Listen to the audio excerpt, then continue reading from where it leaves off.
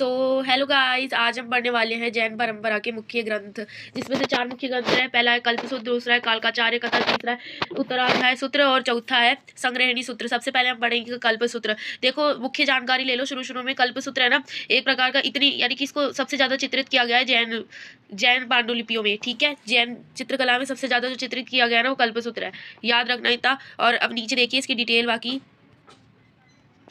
जैन परंपरा का सर्वाधिक प्रमाणीय चित्रों का ग्रंथ है वो है कल्पसूत्र। ठीक है, जो सबसे ज्यादा प्रमाणित माना जाता है ना जैन परंपरा में, वो है कल्पसूत्र, जिसके अंदर है ना 24 तीर्थकार यानी वही बाबा संत, उनके बारे में दिखाया गया, उनके जीवन की घटना के बारे में, जो कि जन्म से लेके मोक्ष तक, यानी कि जन्म से लेके जब से जन्मे हैं और जब से मृत्यु हुई है ना, ये इनके बीच में जितनी भी घटनाएं हुई है ना, वो दर्शाई गई है कल्पसूत्र में 24 तीर्थकारों के बारे में।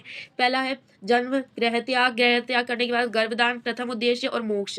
ये सब किसमें दर्शाया गया? कल्पसूत्र में। 24 तीर्थकारों के बारे में बताया गया, उनकी जन्म से लेकर मृत्यु तक की घटना दर्शाई गई है। और जैन पांडुलिपियों में सबसे ज्यादा चित्रित किया जाने वाला सूत्र है कल्पसूत्र। कालकाचार्य कथा दूसरा पॉइंट है ये। कालकाचार्य कथा है ना, तो इसके अंदर से चार्य को काट दो। ये कालका नामक आचार्य के ऊपर वर्णित की गई है, इसका इसलिए नाम कालकाचार्य। नाम से समझ में आ रहा होगा कालकाचार्य। यह कालका नामक आचार्य पे वर्णित की गई है। देखो क्या हुआ था ना, कालका की बहन को एक दूसरे राजा है ना उठा के ले गया था।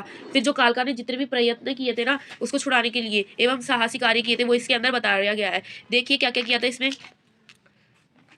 इसके अंदर कालका ने ना, यानी कालकाचार्य ग्रंथ में वर्णन है, इसमें अपनी बहन को दुष्ट राजा से बचाने के लिए अभियान चलाया था। इसने इसमें साहसी घटनाएं भी की थी, जैसे कि ना भूमि का शुद्धिकरण किया था ताकि उसकी बहन का पता चल सके। और दूसरा अपनी जादुई शक्तियों का यानी कि प्रयोग किया था। और प्रयोग नहीं था, प्रदर्शन है, वैसे प्रदर्शन किया था। राजाओं के जो इसके राजा अच्छे राजा थे ना, उनके साथ संबंध किए थे ताकि दुष्ट राजा का पता चल सके और उसकी बहन का भी पता चल सके। अंत में दुष्ट का अंत कर दिया था। ठीक है, कालकाचार्य ग्रंथ में देखो, ये एक कालका आचार्य के नाम पे ऊपर वर्णित किया गया है, जो कि कालका नामक आचार्य पे है। और इसके अंदर इसकी बहन का दुष्ट राजा ने अपहरण किया था और उसको बचाने के लिए इसने अपनी जादुई शक्तियों का प्रदर्शन किया था, भूमि का शुद्धिकरण किया था और राजा अच्छे राजाओं के साथ संबंध किए थे और अंत में उस दुष्ट राजा को मार दिया था।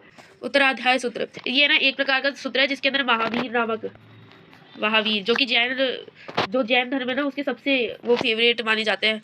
क्या बोले, जो सबसे अच्छे जो भी तीर्थ यात्री माने जाते हैं ना, वो महावीर है। तो उत्तराध्याय सूत्र, इसमें है ना क्या हुआ था ना, महावीर की जितनी भी शिक्षाएं है ना वो लिखी गई है। और महावीर एक साधु के रूप में जन्म लिए थे, तो है ना इसके अंदर जितनी भी साधु से संबंधित शिक्षाएं है ना वो लिखी गई है। देखिए उत्तराध्याय सूत्र में है ना महावीर की शिक्षा के बारे में वर्णन किया है। और ये जो शिक्षा है ना, वो साधु द्वारा, यानी कि जो भी जितने भी साधु है ना ये शिक्षा प्रदान करते हैं ना, उसके बारे में ये व्यवहार को दर्शाता है। यानी जितने भी अभी तक साधु है ना, उन्होंने भी यही शिक्षा प्रदान की है जो है ना महावीर ने की है। ठीक है, और आगे देखिए इधर संग्रहणी सूत्र। संग्रहणी सूत्र एक ब्रह्मांड का है ना, यानी कि बारे में बताता है। ब्रह्मांड ऐसा है जो भी जैन परंपरा के अनुसार कि ब्रह्मांड है ना, उनके अनुसार ऐसा है।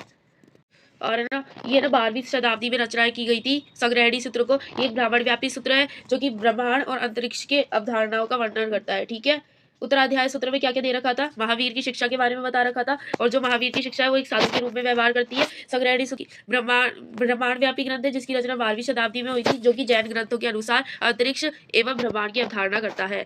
अभी यहाँ तक जिसको वीडियो समझ में आ गया उसके लिए आगे 2 प्रश्न है। चलो तो इधर देखो, जैन परंपरा में सबसे ज्यादा चित्रित होने वाला ग्रंथ कौन सा है? कमेंट में नाम बता देना। ठीक है, उत्तराध्याय सूत्र में किसकी शिक्षाओं का वर्णन लिखा हुआ है? ठीक है, इतने आंसर सबको आने चाहिए। बाकी बाय।